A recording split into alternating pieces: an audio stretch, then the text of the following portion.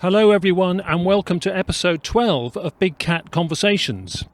This is an audio podcast, but this is a rare example of one we're putting on film as well, so you can see it on YouTube. Those of you watching it on YouTube, the other episodes are all going to be on the audio podcast, which you can get on Spotify and iTunes, Sticher, etc., and through the bigcatconversations.com website.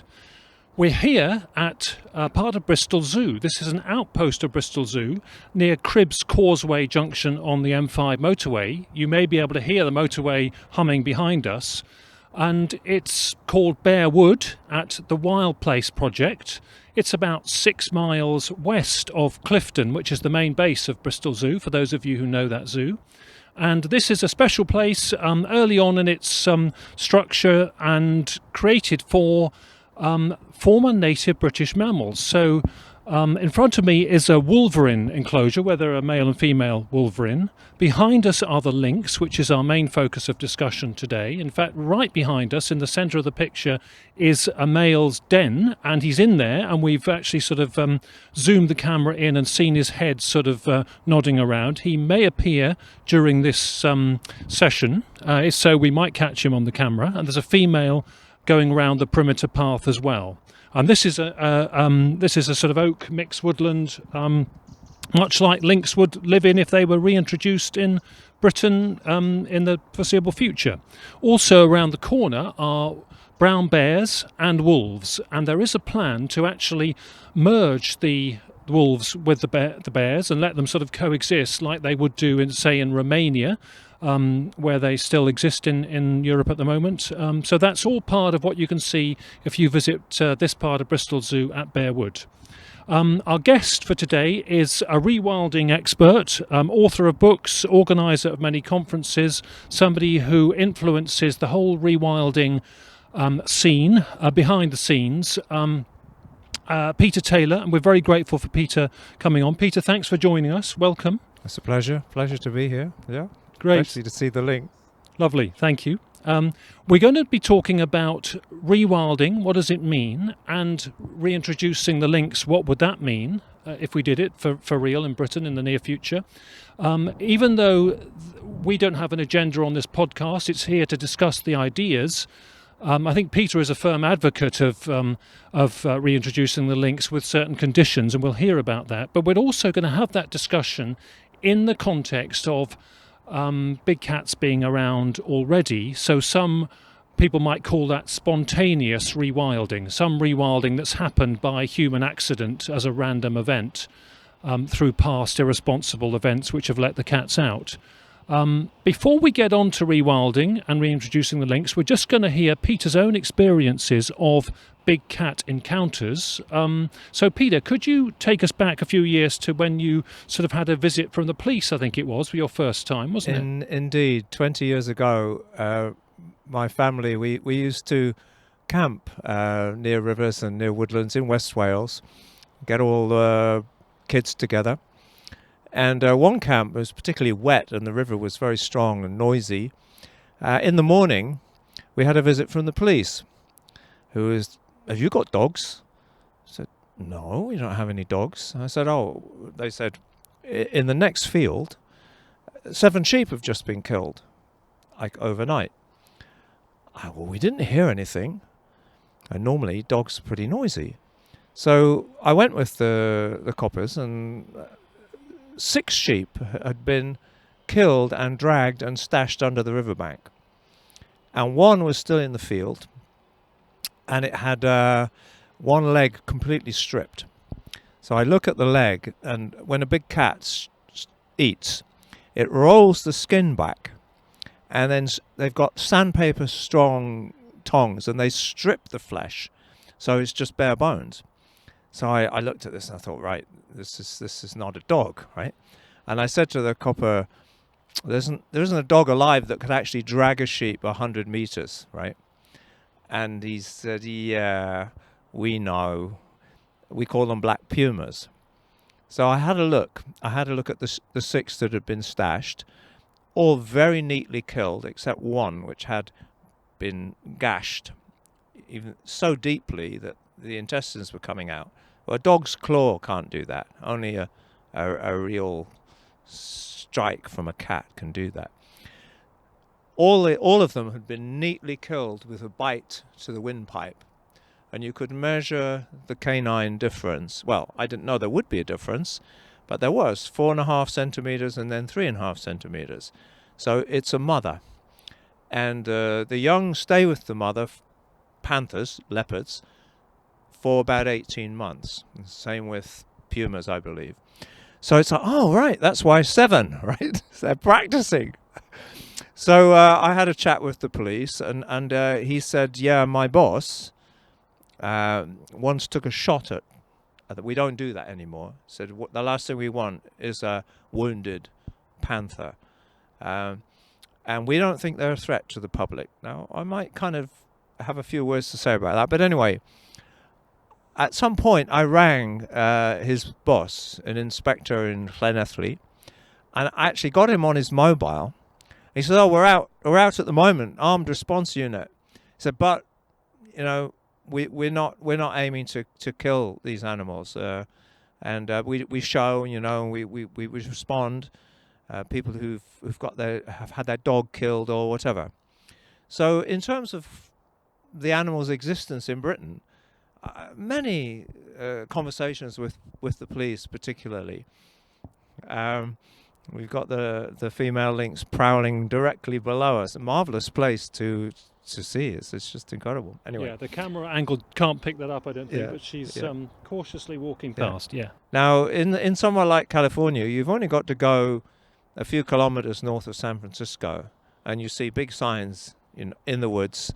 Don't wander around. Don't let your children loose. You know, they're big cats, and that's accepted. And every year, somebody gets killed.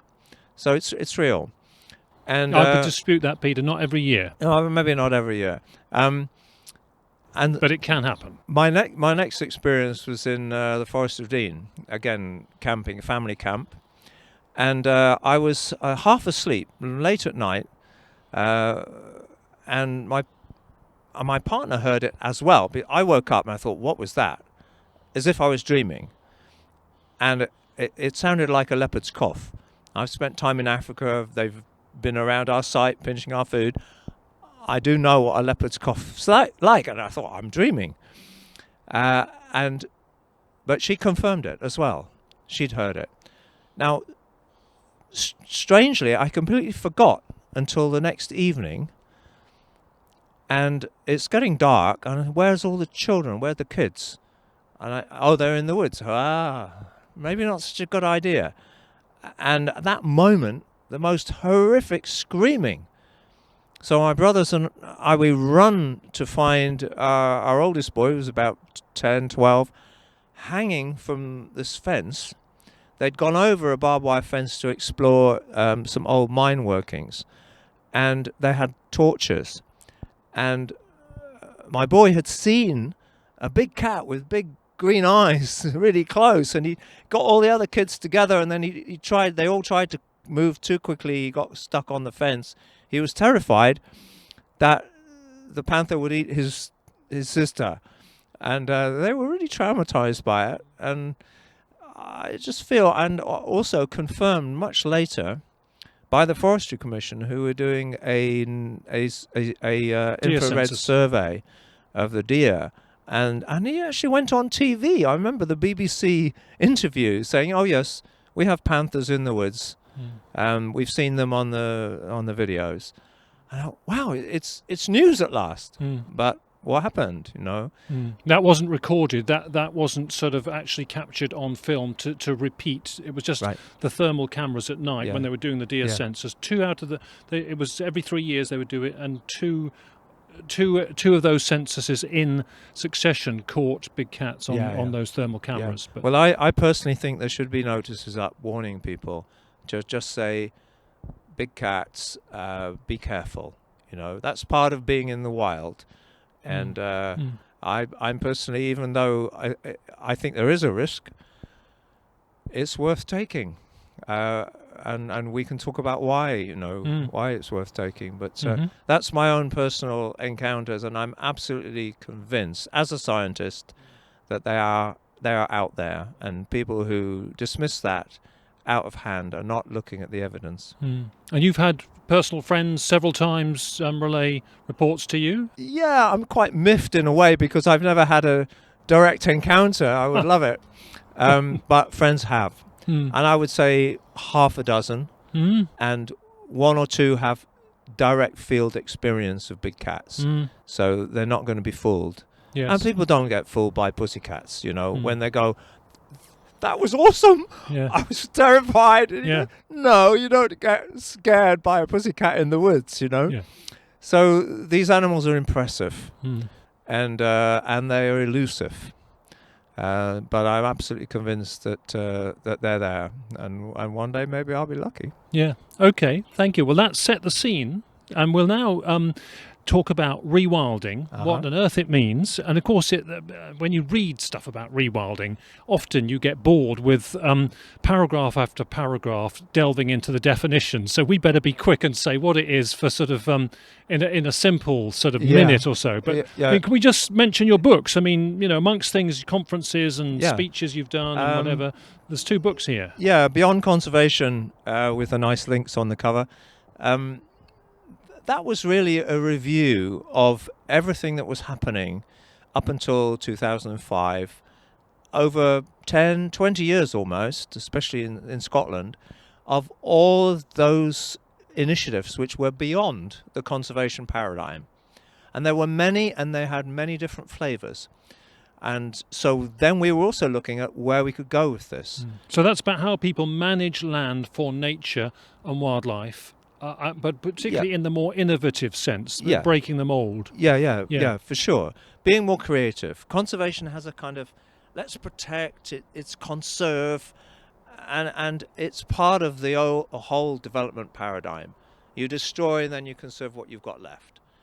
Rewilding is more creative. It's more involving, and it's more future orientated. And it doesn't need a definition. The academics are very keen to define it. Yeah. And also, there's a part of the spectrum of rewilders that would like to claim it and say, no, this is rewilding. It's got to be big scale. You've got to bring big charismatic animals back, and maybe a little safari lodge and a bit of a business, and all of that. I'm not against that.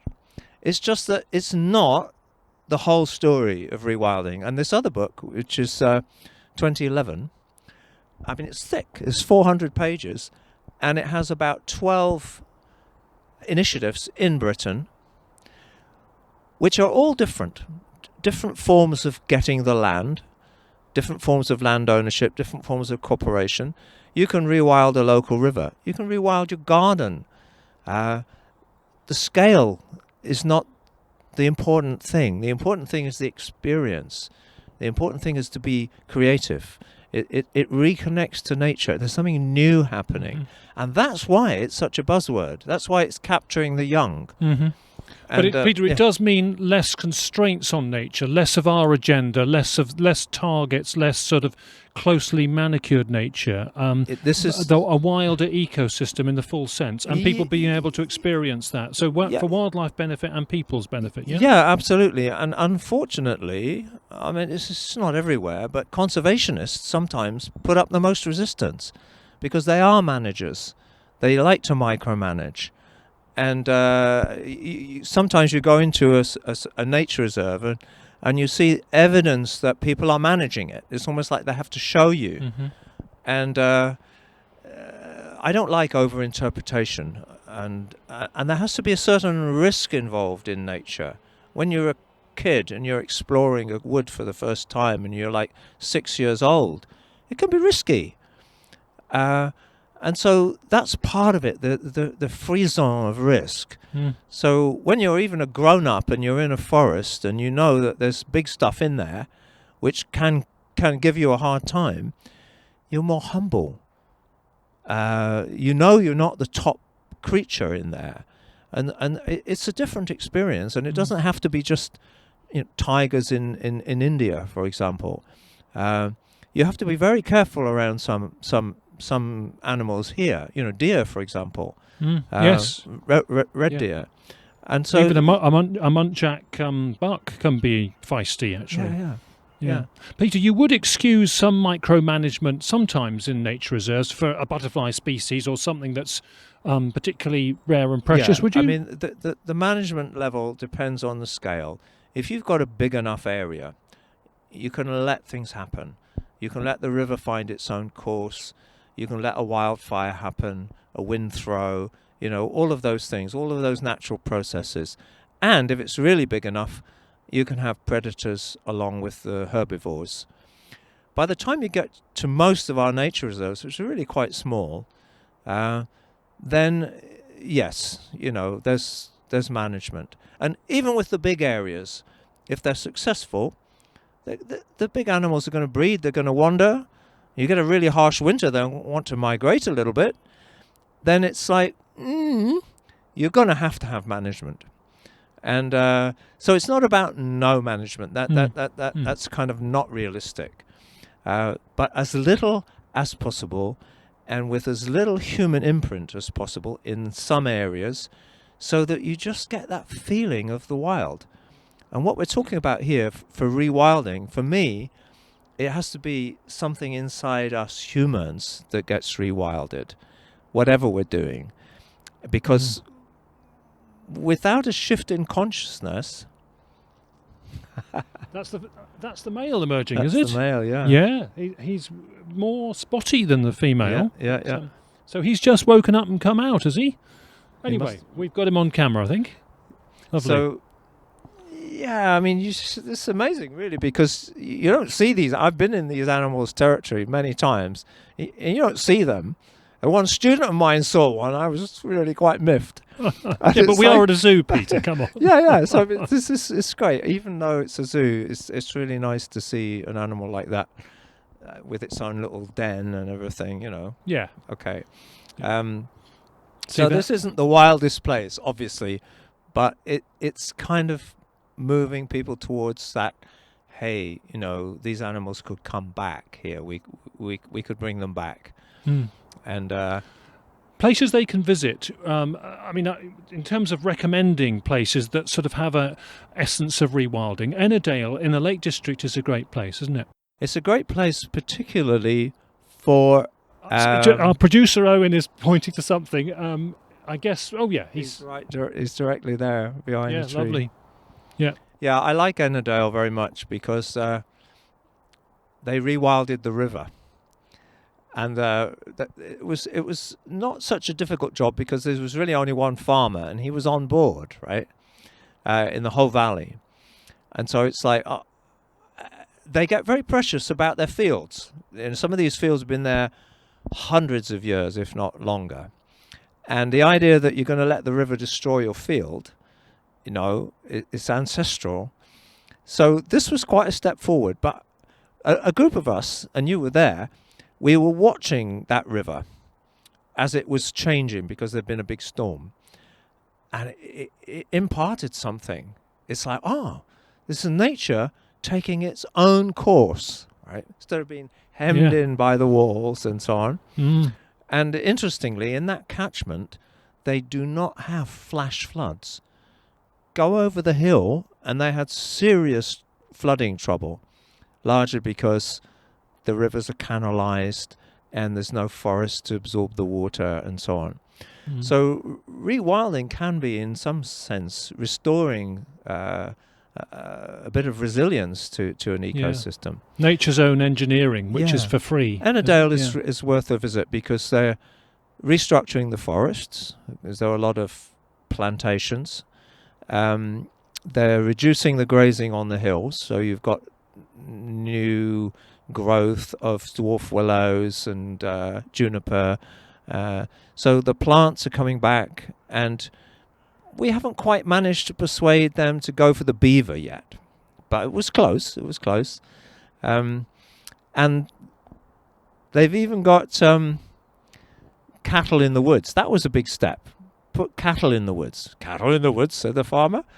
And okay, they're not really seriously wild cattle, which you can get from Holland, surprisingly. These are belted Galloway, and they'll come when you whistle. But it's a wilder wood, you know. It's a different place. And now, recently, projects like that don't like to use the word rewilding because of various publicities in relation to journalism and so forth. The farmers are up in arms. They don't want rewild. They don't understand rewilding. They don't want it. And they think it's all about wolves coming back. These are perceptions coming in and the baggage that we have. Yes. So for England and Wales, I wouldn't be advocating the return of the lynx, the wolf, or the bear. There isn't the space. However, in Scotland, there's a lot of space with a lot of deer, overpopulated deer, trashing the forest, and not a lot of sheep farming. It's perfectly possible to have the lynx there, and even I would say the wolf. I'm not sure about the bear. It does need a lot of space, the bear. And bears, they are dangerous, much more than wolves. Lynx are not dangerous, but bears are dangerous. Yeah. So can we get on to the lynx, Peter? Why did you put a lynx on the front of your book on sort of rewilding or beyond nature conservation? What is it about the lynx that's the prime candidate for reintroduction? Well, first of all, it's not a threat to humans, so you don't have that problem. Secondly, it's a very charismatic animal, and the charisma it's not something conservationists think about, right? Rewilders do. You're wanting these creatures back because they do something to us, you know. The lynx is a very secretive animal, and it has this element that it looks like it's always smiling, and it knows things, right? You talk to Native Americans, they call it the keeper of secrets. This is the bobcat or the Canadian lynx. Canadians in the north and the bobcat further south. Keeper of secrets, you know. And then the wolf. The wolf is highly revered amongst indigenous peoples as a teacher. I'm sure we learned as a hunter in the early stages of our evolution. We learned a lot from watching wolves and domesticated the wolf to help us. So we have this close relationship to wolf. And bear, we revered.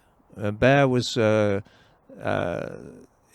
many ways, the keeper of dreams, and because they go away and they sleep a lot, and so, you know, even Arthur, King Arthur, in the legend, Art is the bear. It's the Celtic bear.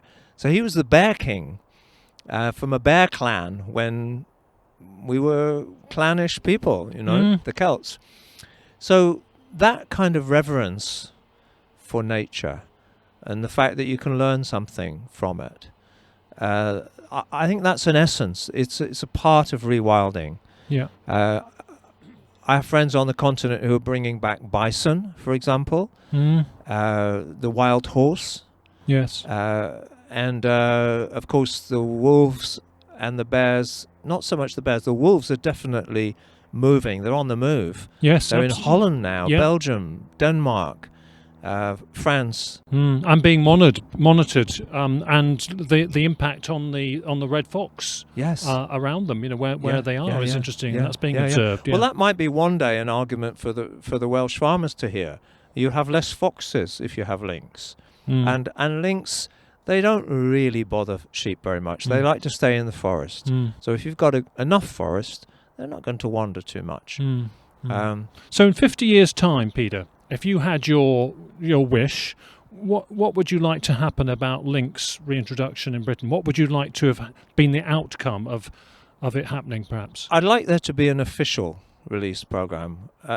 As you know, people see lynx, especially near where I live in the Mendips. There's a long history of sightings. Yeah. So they are here, but I'd like them to be officially welcomed. It would be what we would call a shift of consciousness, particularly amongst government.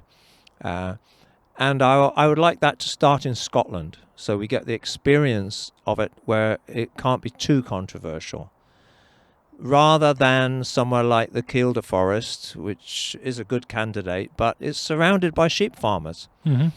And in Wales, whoa, it's even difficult to get the beaver, let alone the lynx.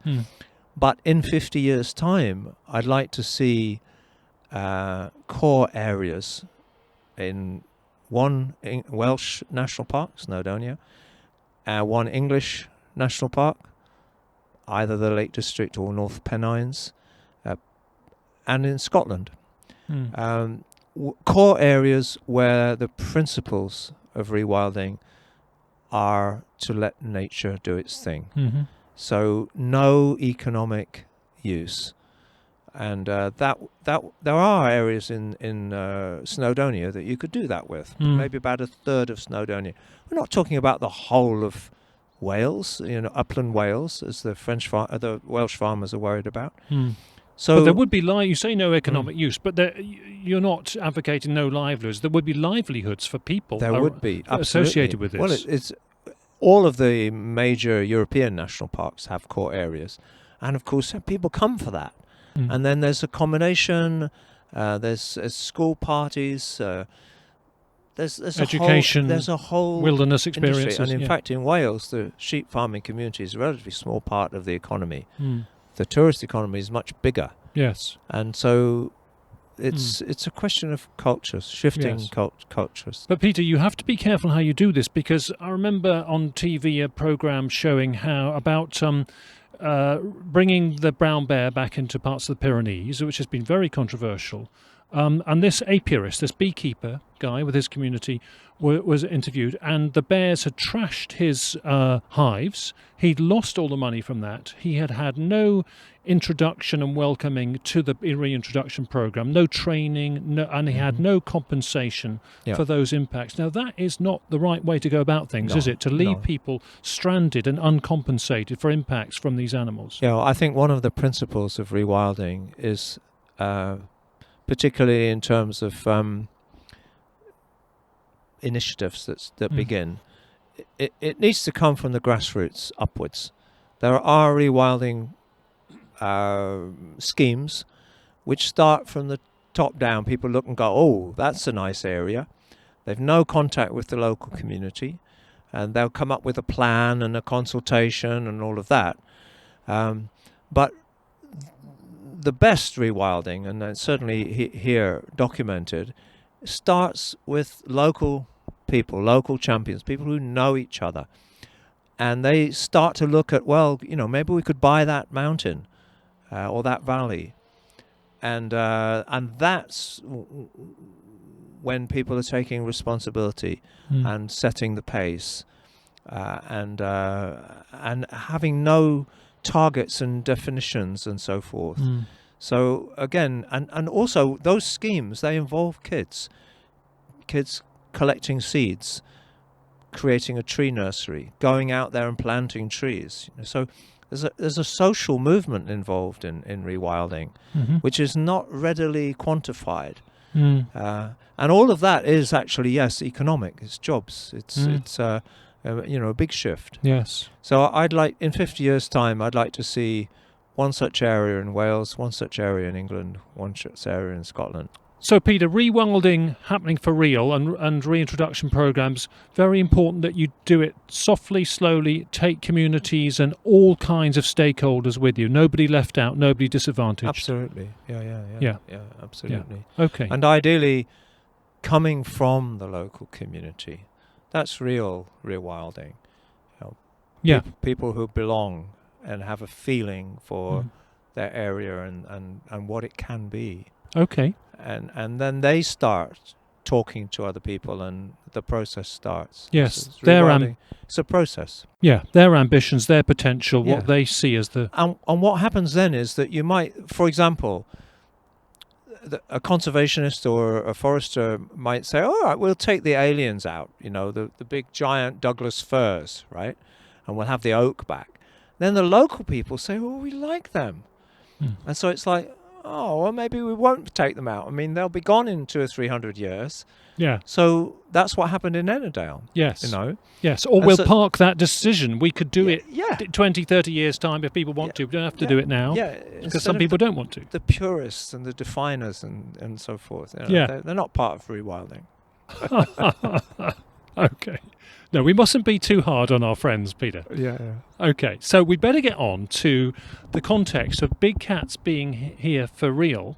So we've got some black leopards here, we're very sure about. We've got some Puma concolor, some pumas, Yeah. mountain lions here. Yeah. We've got some lynx here. Yeah. In fact, I remember a farmer on Exmoor saying, when we were talking about lynx, she said, you should have heard the pointy-eared ones going at it all day on my neighbour's farm. So I presume she meant lynx were breeding on her neighbour's farm. So what do we do about that? That's what you call spontaneous rewilding or spontaneous reintroduction. Does that sort of muddy the waters a bit of rewilding? Or Well, the only way in which it muddies the waters, in my experience, is you have people who are, there's no way that they're going to even agree that such creatures exist. It doesn't matter how much forensic evidence you show them, they'll ignore it because it's not politically correct and it will damage their reputation.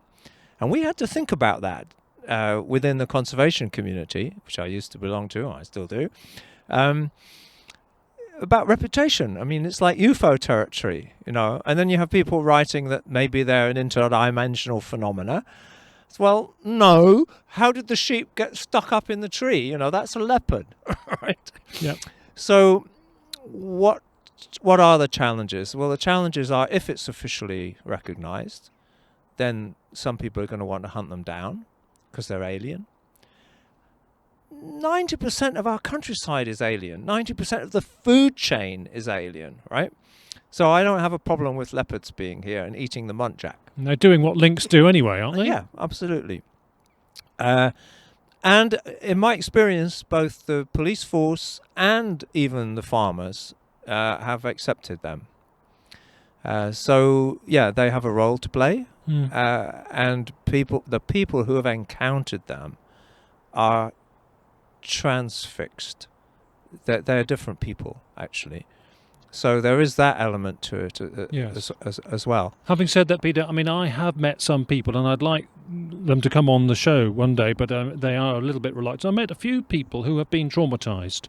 But having said that, they are still very sensitive and protectionist about the cats. Yes. But they've had a traumatising experience, be up too close and, too close for comfort. Yeah. Well, I think that's also happen. something about the big cats. I remember reviewing a book about the return of the puma to areas in Colorado, and a young guy, a jogger, very fit, healthy, he'd been killed.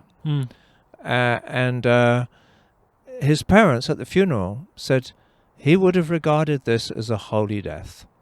And we do not want the authorities to start persecuting the big cats. Yeah. The Beast in the Garden is the book. That's right. Yeah. Yeah.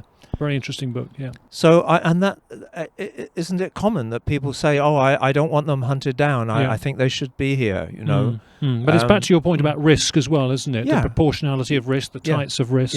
Yeah. Whether risk makes you a better person because it heightens the senses and makes you more makes you resilient. Makes you a bit more humble. Yeah. And let's face it. Yeah. We as a culture are in deep trouble globally. And it's all to do with our relationship to nature. We have got to change. We've got to shift our consciousness. And so rewilding and accepting a bit of risk, accepting a bit of economic damage, if we make that an example to the rest of the world, it will go some way to conserving the tiger and the lion and, really serious risks. Yeah. So I think we've got there's a value in having these panthers in the woods. Can I just take you back to the economic damage? Can I suggest we rephrase that to just different economic opportunities? So it's back to livelihoods. There are livelihoods associated with this, surely. That's right. Yeah. And generally, I think the data show that there's as many, if not more, livelihoods in ecotourism and wildlife watching. This story has been repeated with whales, for example, hunting the whales or watching the whales, ospreys in Scotland. I think with a wild territory, even though you're not going to see a lynx as easily as we can here, but you can hear wolves. Yeah. So I think there is you're right. There's an economic potential for sure. Yeah. Yeah. We're running out of time, so I'd like to get on to our word of the week, or our words of the week. And for this episode, it's Intra-guild predation. Bit of jargon, but that means the bigger critter taking out the little. Taking out the little ones, yeah. Well, this could be an argument for the Welsh farmer, because the lynx, they predate foxes. Yeah.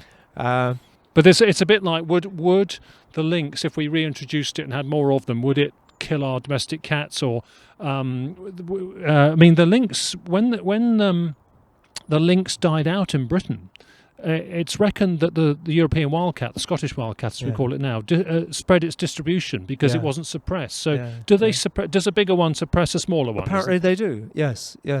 And so in that sense, it could be overall beneficial to. I mean, farmers lose far more to foxes than they would probably ever lose to lynx.